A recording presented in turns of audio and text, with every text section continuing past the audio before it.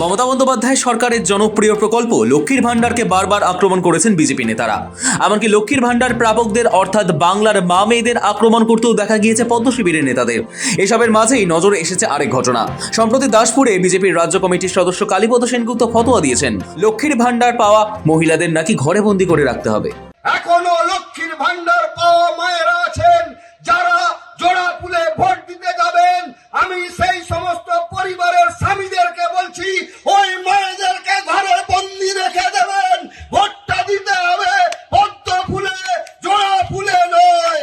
যার বিরুদ্ধে গর্জে উঠেছেন তৃণমূলের সর্বভারতীয় সাধারণ সম্পাদক অভিষেক বন্দ্যোপাধ্যায়। নির্বাচন কমিশনকে হাতিয়ার করে রাজ্যের ভোটার তালিকা সংশোধনের নামে বাংলা বিরোধী রাজনীতি চালানোর অভিযোগ তুলেছেন তৃণমূলের সর্বভারতীয় সাধারণ সম্পাদক অভিষেক বন্দ্যোপাধ্যায়।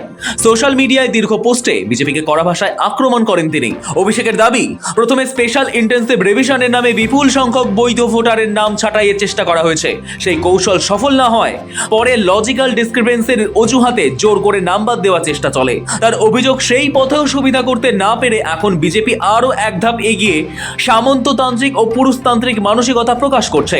তৃণমূল সেনাপতির অভিযোগ, বিজেপির পক্ষ থেকে প্রকাশ্যে এমন মন্তব্য করা হচ্ছে যেখানে স্বামী স্ত্রীদের ঘরে আটকে রাখার পরামর্শ দেওয়া হচ্ছে যাতে লক্ষ্মীর ভান্ডার প্রকল্পে আর্থিকভাবে ক্ষমতায়িত মহিলারা ভোট না দিতে পারেন। অভিষেকের কথায়, বিজেপির ক্ষমতায় এলে লক্ষ্মীর ভান্ডার প্রকল্প বন্ধ করে দেওয়ার হুমকি দিয়েছে।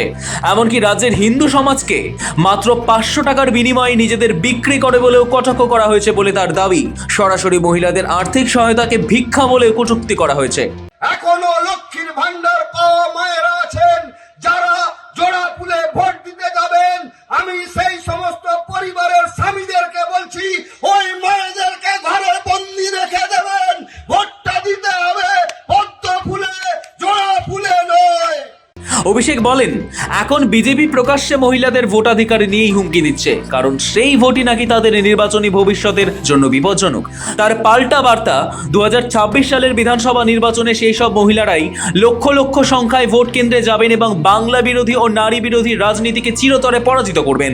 যদিও বিষয়টি নিয়ে প্রশ্নের সম্মুখীন হতেই এড়িয়ে যেতে চেয়েছেন বঙ্গ বিজেপির নেতারা। আরে কালীপদ সেনগুপ্ত কি বললো সেটা নিয়ে ভেবে লাভ কি? সুকান্ত মজুমদার কি বলছে সেটা নিয়ে ভাবো। পদ্ম শিবির এড়িয়ে গেলেও সরব বাংলার শাসক দল। শুধু অভিষেকই নন, বিষয়টি নিয়ে সরব হয়েছে তৃণমূল নেতা নেত্রীরাও। যিনি রাজ্য কমিটির সদস্য, এই মানসিকতা রাখেন ভারতীয় জনতা পার্টি সর্বভারতীয় ক্ষেত্রে পশ্চিম বাংলাতেও নারী বিরোধী, মহিলা বিরোধী না দেয়, তৃণমূল কংগ্রেসকে যেন ভোট না দেয়। এই হচ্ছে ভারতীয় জনতা পার্টির মানসিকতা। আমরা চিরকাল পার্টির পক্ষ থেকে বলেছি, নারী বিরোধী এরা। আমরা দেখেছি তারা মহিলাদের উপরে অত্যাচার, এবং বিগত দিনগুলোতেও আমরা আপনাদেরকে ডেকে বলেছিলাম যে বেটি পড়াও বেটি বাঁচাওর মধ্যে দিয়ে বেটি বালাৎকারীদের বাঁচানো হচ্ছিল। বেটি বাঁচানো হচ্ছে না, বেটির বালাৎকারীও বাঁচানা। রাজ্যের অন্যতম জনপ্রিয় সামাজিক প্রকল্প লক্ষ্মীর ভান্ডার, এর আওতায় বাংলার প্রত্যেক নারী মাসে 1000 টাকা করে পান সরকারের তরফ থেকে। তপশিলি জাতি উপজাতি ভুক্ত মহিলারা পান 1200 টাকা।